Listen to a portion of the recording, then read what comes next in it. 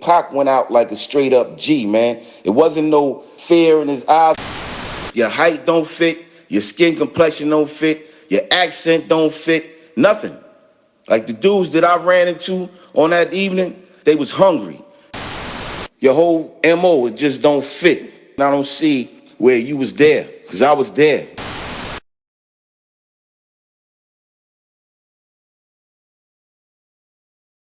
Peace, world. It's another episode of For the Culture. Now, in our last episode, we spoke to Madge. We spoke about the incident that happened at Quad Studio. But one person that we left out is somebody that was actually there. So we got the homie Zayd in the building, man. He gonna just clear up a lot of the misconceptions that this guy, Dexter Isaac, has presented to the public. So without no further ado, man, we got the homie Zayd in the building, man. And just let the people know where you from and what's your relationship to Tupac and your relationship to the situation.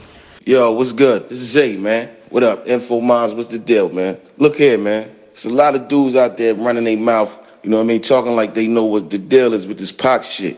Now, it amazes me that it's a grown-ass man talking about, you know, he did this, he did that, man is in prison. I'm just saying, like, I ain't too sure about that, bro. Because I was there, you know what I mean? Your whole style, your whole way you look, your size, everything. Like, I don't know you, bro. Dexter Isaac cat, I don't know you, bro. Your whole MO, it just don't fit. You know what I mean? I don't see where you was there, because I was there.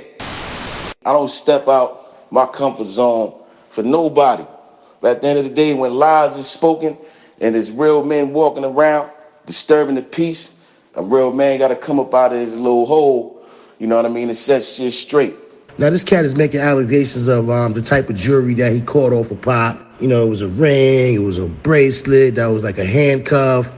All these crazy accusations, man. I just want you to clear the air as far as what actually went on that night and then some of the events leading up to that night. Now, everybody knows that you guys was on your way coming from doing a mixtape for Ron G when you guys was heading down the quad. First thing I want to address that your man Dexter Isaac, he's saying that Stretch was keeping in touch with him and keeping him up on Pac's movements and how he was moving. He helped get him robbed, and he's the reason why we got robbed and all this. Look, man, that's a bunch of bullshit. So first it was that. Then it was, Jimmy Henchman called me, you know, during the day because this dude was being disrespectful, you know what I mean? Meaning Pac was being disrespectful over the phone all day, you know what I mean? Because he wanted him to come in and drop some vocals for a Little Sean album or whatever. I mean, which one is it? Was you fucking being informed by Stretch, or was it just some humble shit that Jimmy fucking said, look, come on and get this money? Come on, man, your story just don't collaborate. Anybody that really paying attention is gonna recognize that. You know what I mean? They gonna recognize that this nigga's story done changed 50,000 times. You full of shit, bro. You wasn't there, but you know the niggas that was. So at the end of the day, I don't know why you just ain't keep it like that. Like, who the fuck is Dexter Isaac? That's what everybody want to know. Who the fuck is this dude? You don't fit. Your height don't fit. Your skin complexion don't fit. Your accent don't fit. Nothing. Like the dudes that I ran into on that evening, they was hungry. Niggas was hungry.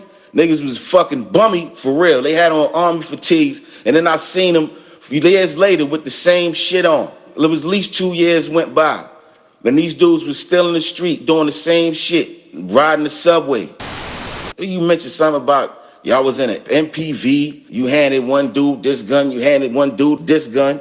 And then you took some Mac 11 and y'all loaded up the MPV and y'all broke out after, you know, you got off the phone with Jimmy about, you know, him wanting to get Pac robbed because of the disrespect, you know, what have you, blah, blah, blah, whoop-de-whoop. You know what I'm saying? What? These niggas was train riders. They rode the subway. You the fuck are you talking? Excuse my French, man. What are you talking about, bro? Like, everybody trying to make money. Everybody trying to get a little clout off my man Pac. You know, what the fuck is going on with y'all, man? You know what I mean? Is everybody losing their fucking mind? I think so, man. I think so. But ain't none of us having it. You know what I mean? Ain't nobody having it, man. Like, it's really fucking embarrassing. It's crazy how a man is dead and y'all just trying to make money off bullshit stories that's over 2 decades old. Unbelievable. For all the people that saying Stretch lined Pac, Stretch was a snake, Stretch was a turncoat, Can you speak on what you feel about the situation when it comes to Stretch having any involvement in that robbery that night? Stretch was not involved in that. It makes no sense, first of all. You know what I mean? That's why I'm bringing up what I'm bringing it to you the way I'm bringing it. Because I could just go, hell no, Stretch ain't had nothing to do with it. And niggas would take that shit with a grain of salt and run with it. But I'm going to just make it plain and clear. No, Stretch ain't had shit to do with that. It don't make sense. You know how tight these cats was? You know the places we've been together? You know the shit we've been through together? Nah, man. This is well after the fact, but where Stretch and Pac fell out at, you know, Stretch was upset about that statement Pac had made in a magazine. I think it was either The Vibe or The Source, where he was saying that, you know, dudes drop like a sack of potatoes. Honestly, man, you know, that kind of pissed everybody off with Pac saying that. But at the end of the day, there was one brother with us that did drop like a sack of potatoes. And that's why he caught a bullet in his abdomen. And he know what bullet was in his abdomen. But at the end of the day, caught a bullet in his abdomen because he got down on the floor. No resistance. Soon as niggas said, get down, get on your knees and, you know, put your head on the wall, shit like that. So the first thing came to our mind was execution style. So we looking at each other like, oh, fuck nah. So, you know, without being rude or disrespectful for causing the gun to pop off, we standing there and Nichols dropped quick. So Stretch seen him and Stretch went right behind him. It was like he kind of was protecting his man, like, what the fuck you doing? But let me get down too. Let me get down too with you. You know, I just got to follow suit. I don't want you to cause nothing. So it seemed like that's how he was moving. As I was standing there, Pac went out like a straight up G, man. It wasn't no fear in his eyes. Matter of fact, he had his back to motherfuckers. And it looked like he was going to do this little move he used to practice in the crib. You know what I mean? He would put the Naughty by Nature stickers up on the bedpost and shit and do some quick turnaround shit trying to hit the stickers. He was pretty accurate. He was pretty good with it. So I knew that's the move he was trying to make. But these cats, man, these stick-up kids, they had some skill with them gats, man. Their shooting was very accurate. They spoke quickly. They didn't use a lot of language. It was like one word in action type shit. It was like, just gun! And then you heard the bah! 2 bullets went up under his skin. You could see the entry holes. And then you could see the 2 lines riding parallel to the back of his head where the bullets rolled across his scalp, but under the skin. You know what I mean? You could see it. Basically, it was like these cats, they hit him in the head and they hit him in the fucking hand. So at the end of the day, I want to clear up this Cheddar Bob shit that Funk Flex is talking. It wasn't no Cheddar Bob shit. Motherfucker hit you in the head with a bullet, you get shot. You know what I mean? Shit happens. Him getting shot in the head is what caused him to pull the trigger. It ain't like Pac ain't know how to pull his gun. We used to practice this shit. The man knew what he was doing with his gun. He just wasn't fast enough. These cats really knew what they were doing. I've never seen stick-up kids move so professional, so precise. This is what they did. Like, I ain't gonna lie about the shit. Motherfuckers saw that he had a gun because one of them dudes went to grab his arm. And it wasn't really a tussle. He just grabbed it like, turn around, yo. And Pac snatched his shit back like, yo, wait. You know what I mean? So I'm like, oh, shit. I know what the fuck he gonna do. So I'm kind of just edging my way back close up to the wall to give him a clear shot. I'm figuring he gonna do that spin around shit. By the time I'm figuring that, one of the dudes had seen Pac had a gun, and he just said gun, and then you heard the fires. At that time, Pac get hit in the head. You could hear his boots clack together. He hit the floor, boom. So now all this pistol whipping and shit is going on. You know, niggas is pistol whipping, kicking motherfuckers. I didn't get touched. I was right next to Stretch. I didn't get touched. Stretch is a big dude. I'm next to him on the floor. You know, these niggas is fucking pistol whipping niggas, beating the shit out of niggas, and they snatching what they can off of dudes. One of the dudes, he looked at me, he said, yo, what you got? You know what I mean? So I pulled my keys out, and I had like $4, 4 singles in my pocket. Niggas snatched that shit, and we kind of smirked at each other like it was funny. You know what I mean? Like, give me that shit. So I looked at him like, you know, with the smirk, it's amazing that I could still laugh through this whole ordeal. So he snatched my shit, my little change or whatever. After they did that, now Little C's is coming downstairs on the elevator. He gets downstairs on the elevator. He sees what's going on. Now, mind you, nobody had to run to the elevator, nothing like that. The space we were in, it was a space that was about maybe 5 to 6 feet by 10 feet. It was an elevator area. So nobody had to run to it or anything. But when Cease saw what was going on, the brother panicked automatically. Like, he saw it, he said, oh shit. And then it went to, oh shit, oh shit, oh shit. He was running back and forth in the elevator, trying to close the door, run back, get out of the way of the guns. Close the door, get out the way of the guns. Like on some shit, like that's what he was doing. So, that's what it was with Cease. He couldn't wait for that door to close fast enough. And when the door closed, boom, that was it with Cease. He, scared to death, as he should be. We all was scared. My life was on the line. We all had some type of fear in us. But at the end of the day, them dudes, they pistol whip niggas and they took what they saw, whatever. They actually didn't get the Rolex and something else. It was two main pieces that they missed. And the Rolex was worth 120K, and then there was another piece that was worth 90K. I guess they was moving nerves. We was late, a lot of shit just, threw a monkey wrench in the whole robbery shit, it looked like. They shot fast, Pac got hit, Nichols got hit. Yes, Nichols did get hit by Pac. The bullet that went through Pac's groin wound up into Nichols' abdomen. But it wasn't no Cheddar Bob shit. Like I said, it wasn't no Cheddar Bob. Pac was pulling, and these niggas seen it, and they spoke gun. When you get hit in the head and in the hand, of course, he didn't even get a chance to pull it out his waist because they was on it. So that's how Nichols got hit. It was just a terrible thing. It was a terrible thing, but it wasn't no Cheddar Bob shit. It wasn't no shit where, Pac was fucking nervous and nothing like, nah. These dudes was on top of their game. If you ask me, these cats had some military training, you know what I mean? Because I ain't never seen no stick-up shit like that where dudes was that accurate with their guns and they spoke short but brief but effective. They was on point.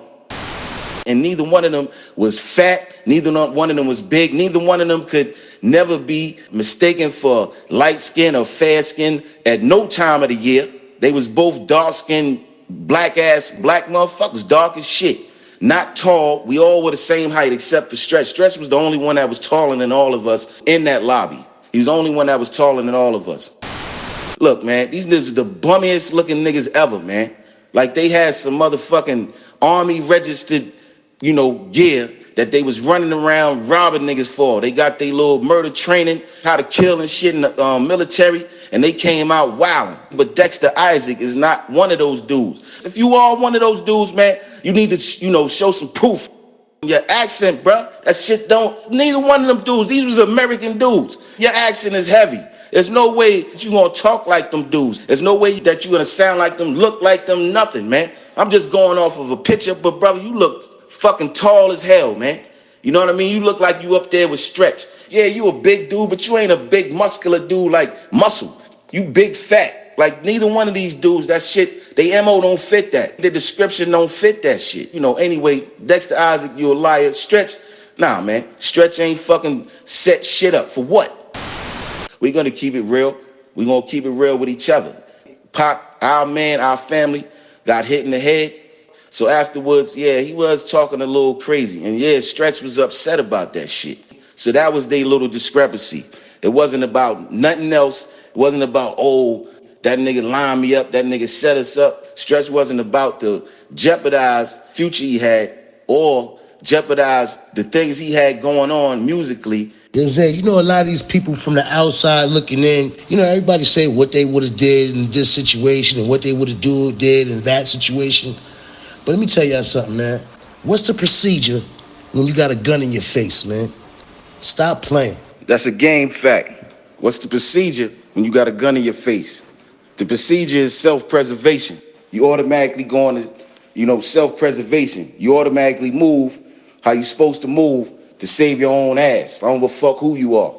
Niggas watch too many motherfucking movies. That's not real. You get your fucking head blown off. When a motherfucker got the jump on you, you just got caught lacking. That's all to it. We got caught lacking. We was high as a bitch. We figuring that the peoples is up in there, and the peoples come down and get surprised they motherfucking self. Pac had 2 guns on him. These dudes wound up getting away with one of the guns. It was a 10 millimeter. That's what my man Madge was talking about, the twins. So I wound up getting my hand on the other gun. I seen the other gun up under Nichols. So Nichols was laying there, he's kind of sitting up, but he's hurt. I could tell he's hurt, but I'm angry. So I kind of nudged him, like, move, nigga. And I grabbed the fucking gun. This is after I checked on Pac, woke Pac up, because Pac was out. I had to make sure he wasn't dead. So he raised up and showed me he was all right, but he was still alive. So I went to go pursue these cats, man. But everything is moving fast. You know what I mean? I grabbed the gun, I cocked it. It was already one in the head. I put the bullet that fell out of the gun, I put that in my pocket. So I went to go pursue these cats. So I go to walk out the door, and lo and behold, it's a fucking squad car sitting right in front of the fucking spot, man. Of course, I paused like, oh shit, you know what I mean? So I kind of stepped back, tucked the gun, but the fucking police, he turned his head, he did a 90-degree turn, but he was smiling as he did it. And he looked me in my eyes smiling. So in my head, I'm like, there's no way that y'all motherfuckers ain't see these twos just run up out of here. And what the fuck is you smiling at me for? So in my mind, I'm going, okay, you know what time it is. So I basically let the police know, stay where you are. Of course, I didn't say it that way. I said it how a nigga that's in distress is gonna say it. Basically, I dare you to fucking get out that car. So they stayed there. Now, it was a female that was outside of the studio building, and right next door was a club. So she was standing like basically in front of the club. So when I saw her, I'm like, yo, you seen these two cats run out of here? And her response was, I don't know nothing. You know what I mean? So I'm like, you don't know nothing? I said, yo, I just asked you, did you see two niggas run up out of here? She's like, I don't know nothing. So I'm like, I didn't ask you that. I didn't ask you if you knew anything. I said, did you see two niggas run up out of here? She's like, please, I don't know nothing. So I got tired of fucking dealing with her. So I run to the corner because, the blocks in Manhattan are very long, especially going from east to west. The blocks are like 2 blocks long instead of 1 block long. So I'm looking down the block to see if I see these two cats running down the street. I don't see anything. The block is clear. But I hear Pac now. Pac then came outside of the studio building, and I hear him talking to the girl, and he's saying the exact same thing I said. I can hear him going, I didn't ask you that. You know what I mean? So I know what was going on. I know what the conversation was. I'm trying to fucking just see if I see these cats. Now I'm looking all around Times Square, where all the fucking big billboards. I'm looking all down there. I'm looking every street I can see if I see any niggas that, fit the description. I didn't see anything. So then Pac, he goes to me, they right there. He points towards the street, you know what I mean? So I pulls the gun, I start aiming the gun, and I'm like, where? You know what I mean? He like, right there. So I don't see what the fuck he's talking about. So I'm like, where? And he pointing, and I said, hold up, you talking about the police? And he's like, yeah. I said, Pac, fuck them motherfuckers, man. The motherfuckers was smiling at me when I came out the door. And then you seen the look on Pac's face. It all got real. It all came to light to him. You know what I'm saying? Like he seen that shit was a setup. So when he seen that shit was a setup, he like, all right, come on, let's go back in the building. Let's go upstairs. So I'm like, all right. So now I'm holding it down. I'm watching the police, making sure they don't make a move and watching our back. So Pac is trying to get us buzzed in. And they finally buzz us in. So we get inside the building. Now I get a good look at him because he's standing in front of me, and I could see these bullet wounds to his head. And I seen how they traveled under his skin, on his skull, and all of that. So I'm telling him, like, man, fuck, you shot in the head. He looked at me, he goes, come on, Zayd, don't fucking break up on me, man. You know what I mean? Don't break up on me right now. I'm like, nigga, I ain't breaking up. You shot in the fucking head, though. We having this conversation on the elevator on the way up. So now the elevator door opens, and who's standing right there with his back to the door? Sean Puffy Combs. I pulls the strap, and I fucking put the strap to the back of his head, and he turns around, and he's like, he throws his hands, he like, oh, and he walks to the fucking wall that's adjacent to the elevator door. So I made everybody in there put their hands up on the wall. It was a few cats that assisted Pac. Pac is like, yo, where's my fucking limping and shit, bleeding from the head? Yo, where's my fucking money? Where's my fucking money? Because now at this point, he like, I don't give a fuck. I didn't lay no tracks down. I got ambushed downstairs. Y'all niggas gonna pay me. Niggas is trying to help him or whatever. But I could hear him talking. I could hear him, saying what he's saying or whatever. And there was a time when I know they put him down on the couch because I could hear him scream, ah! So that pissed me off. And I'm telling everybody in there, I said, yo, something else happened to my man, this motherfucker. I got a bullet for everybody. So everybody looking like, oh, shit. Big homeboy, one of his tight man, is his close associate or whatever, forgot son's name. That dude, and he was with a younger dude. He had a younger dude with him. So they tried to leave. So I stopped him. I'm like, yo, what the fuck you think you going, man? You know what I mean? He like, come on, son. You know what I mean? We ain't had nothing to do with this shit, son. But I know Brooklyn niggas. I'm Brooklyn. I know when a nigga full of shit, and I know when a nigga being genuine. You know what I mean? So I seen the genuine in him. The man looked me in the eyes. So I seen the genuine in him. So I said, you know what? You good. Let that go, nigga. You good. One of the employees of the motherfucking studio, he gonna say, there's a white guy with dreads. He said, excuse me, Mr. Gunman. The police are on their way upstairs. And I thought you should know that. So I'm grateful that the nigga even told me, whether he was being sarcastic or not, which I doubt, but him giving me that warning was a good thing. That's when I made my way around. It was a studio room, and I ran in the stretch. Me and him chopped it up. We had our little 2 cents. I'm telling him, police is on their way up here, whoop-de-woo. So he went the direction I came from, and I went the direction he came from. And I went up in the room that he came out of, and it was a bunch of cats up in there. It was a full room. When I went up in there, I closed the door and I locked the door, and I'm just standing there at the door.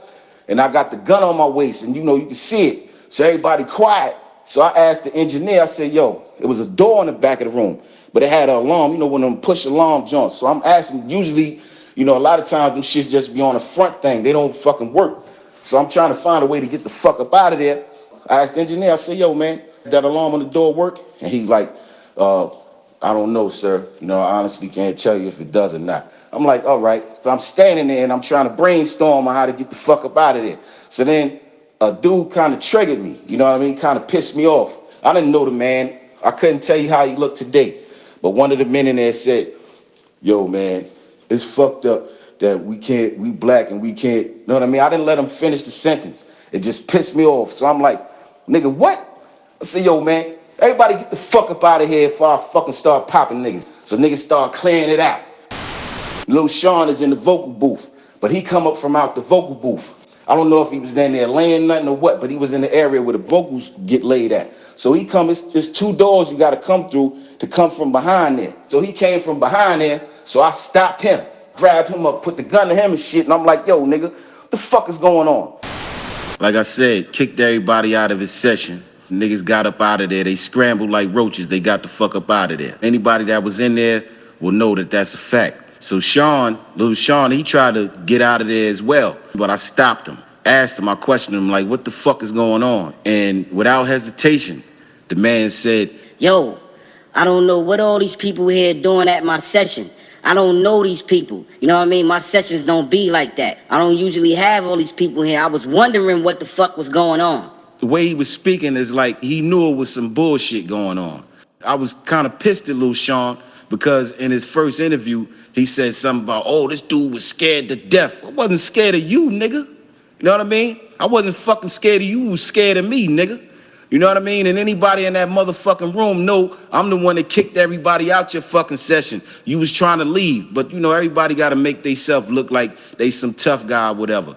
Yeah, I was fucking scared of fucking getting locked up because I know that the police that I was dealing with downstairs had called backup. And sure enough, like I said, the fucking man that worked at the studio let me know that they was on their way upstairs. So I'm trying to find a way to get out of there or get rid of this gun. Now, Sean, we walk into the vocal booth. He tried to help me get rid of the gun. He like, yo, all right, let's get rid of the gun. So he goes, we look, it's a fucking wall unit. You know what I mean? And behind the wall unit was a big ass grand piano. And it was dusty, it was dirty, it had a lot of dust on it. So he went to go for it and I stopped him like, chill, hold on, bro. So I took the gun, I put it in my hat. I had a scully on, I put the gun in my scully. A piano has a lip to where you don't have to touch the top of it to lift the hood up. I went up under the lip and I pulled the motherfucking top of the motherfucking piano up and I put the gun inside of the piano and then I let the lid back down without disturbing the dust or whatever. Because I know if they seen any prints or any type of disruption of the dust, it will make them go on inside the piano, and they never did. So they never found the other piece. We just want to get all the facts in order.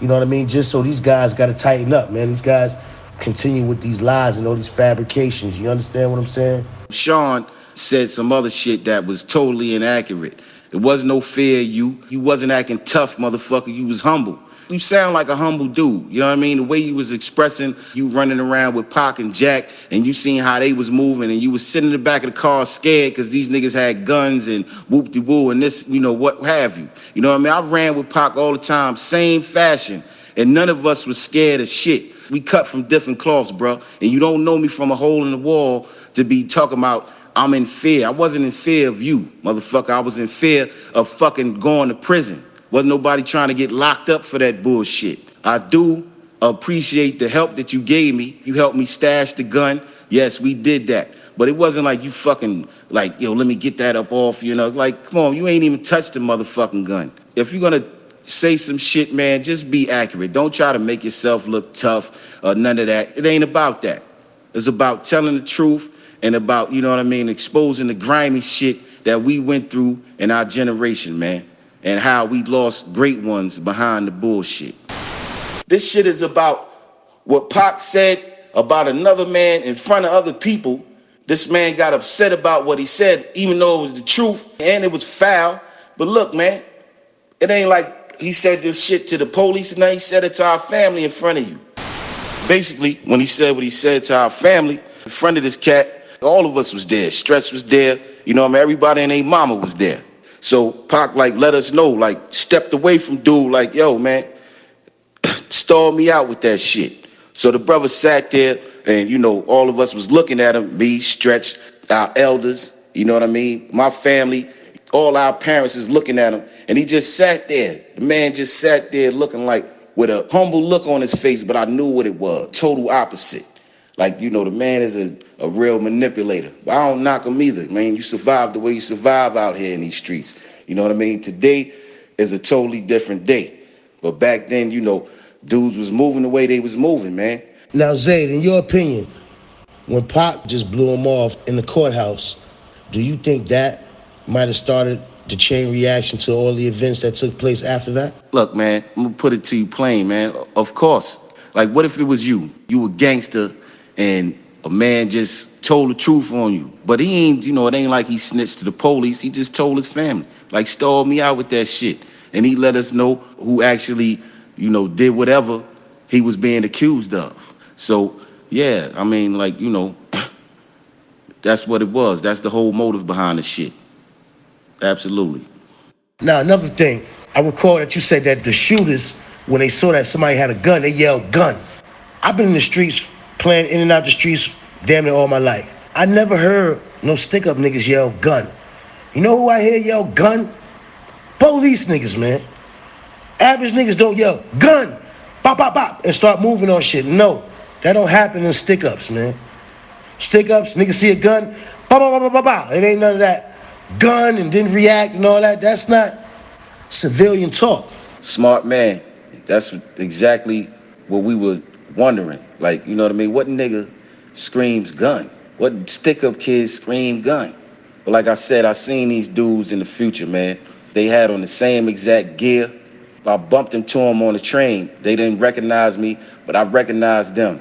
I don't want to get into no conspiracy shit, but that's why I said these dudes had to have some type of military training. And like I said, to come out the military, shit don't work out for you. You do what you got to do. Yo, Zayd, family, man, I appreciate your time, man. I appreciate your time, and thanks for coming on For the Culture, man, to set the record straight, man. So with this interview, we hope that this brings people closure to that whole situation. It's been 24 plus years since it happened.